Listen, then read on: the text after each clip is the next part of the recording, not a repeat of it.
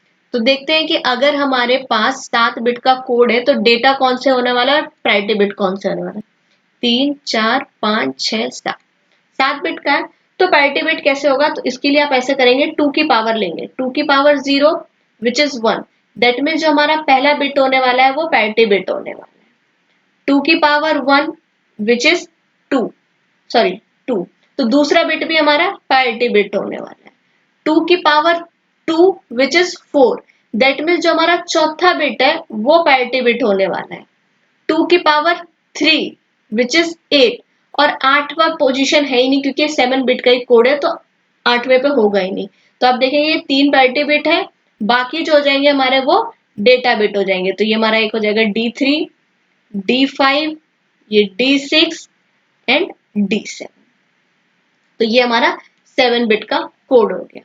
तो आपसे इसमें पूछा था कि अगर एक 7 बिट का हैमिंग कोड ये कितने बिट डेटा ट्रांसफर कर लेगा, तो 7 बिट में से आपके पास 3 तो प्रायोरिटी बिट करेगा तो हमारा 4 डेटा बिट करेगा।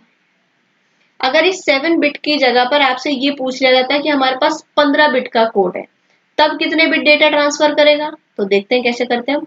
अगर हमारे पास एक 15 बिट का कोड है, 15 बिट का हैमिंग कोड है, तो सिंपल सा तरीका है, इस 15 के 15 बिट में आप ये देख लीजिए कि पैरिटी बिट कहाँ कहाँ पर आने वाली है। तो 2 की पावर 0 पहली बिट होने वाली है, 2 की पावर 1 दूसरी बिट होने वाली है, 2 की पावर 3 सॉरी 2 की पावर 2 चौथी बिट होने वाली है, 2 की पावर 3 विच इज 8 8वीं बिट होने वाली है, 2 की पावर 4 विच इज 16, और 16 बिट है ही नहीं है 15 बिट तक के। तो ये चारों जो हमारे होंगे वो पैरिटी बिट हो जाएंगे, मतलब इस 15 के अंदर 4 बिट तो हमारा होने वाला है पैरिटी बिट। तो डेटा बिट कितने बच गए हमारे पास 11, ये हमारे डेटा बिट। तो अगर आपसे 7 बिट हैमिंग कोड की जगह पर किसी भी वैल्यू का पूछा जाए कितने भी बिट का हैमिंग कोड है, तो उसमें डेटा बिट और पैरिटी बिट आप ऐसे निकाल सकते हैं। आप पैरिटी बिट निकाल लीजिए और उसको माइनस कर दीजिए, बाकी बचे हुए हमारा डेटा बिट हो गया। तो इस वाले में तो हमारा 4 बिट का डेटा ट्रांसफर होता है। हमारा अगला क्वेश्चन जो है वो क्वेश्चन नंबर 198 है। इसमें कहा गया which of the following code is known as 8421 code. तो हमने पिछले वीडियो में भी पढ़ा था कि 8421 कोड किसको बोलते हैं। उससे पहले ये चीजें हम देख लेते हैं कि ग्रे कोड क्या होता है, अस्काई कोड क्या होता है, XS3 कोड क्या होता है, BCD कोड क्या होता है। ये जो ग्रे कोड है इसको हम सभी को पता है कि के मैप के अंदर हम यूज करते हैं। इसमें आपको एक बेसिक कन्वर्जन पूछा जाता है कि अगर कोई नंबर आपसे बाइनरी में गिवन है तो आप उसको ग्रे में कैसे करेंगे, और ग्रे में गिवन है तो आप बाइनरी में कैसे करेंगे। तो इसको एक एग्जांपल से ही समझ लेते हैं कि अगर हमारे पास कोई बाइनरी नंबर है इस तरीके का, ये हमारा बाइनरी नंबर है, और अगर आपको इसको ग्रे में करना है तो आपने क्या करना है, MSB से स्टार्ट करना है। पहला बिट हमारा एज इट इज रह जाएगा विच इज 0। अब इन दोनों बिट का हमारे पास एक्सॉर करेंगे। एक्सॉर का आपको काम पता होना चाहिए, सेम इनपुट पे 0, डिफरेंट पे हमारे पास 1। फिर इन दोनों का एक्सॉर करेंगे, डिफरेंट इनपुट है 1 और इसका फिर से डिफरेंट इनपुट है 1।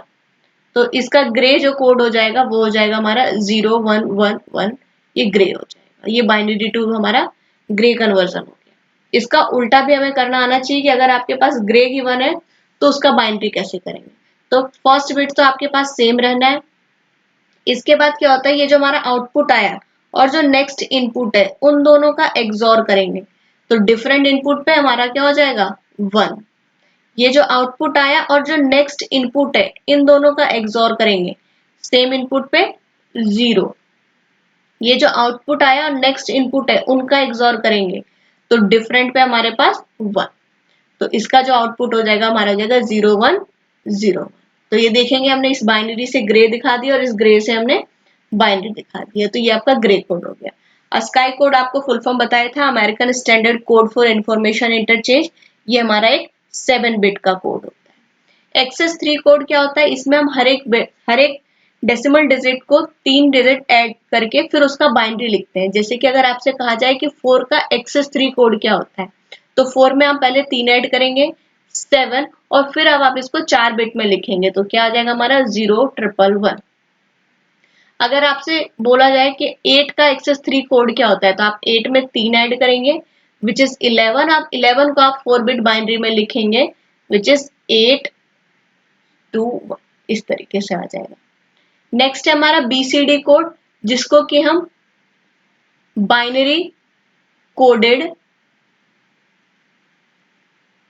डेसिमल बोलते हैं। इसमें क्या करता है, हम इस BCD के अंदर हर एक डेसिमल डिजिट को 4 बिट के बाइनरी में लिखते हैं, in which we convert each decimal digit by 4 bit binary number, और इसी कारण इसको हम बोलते हैं 8421 कोड।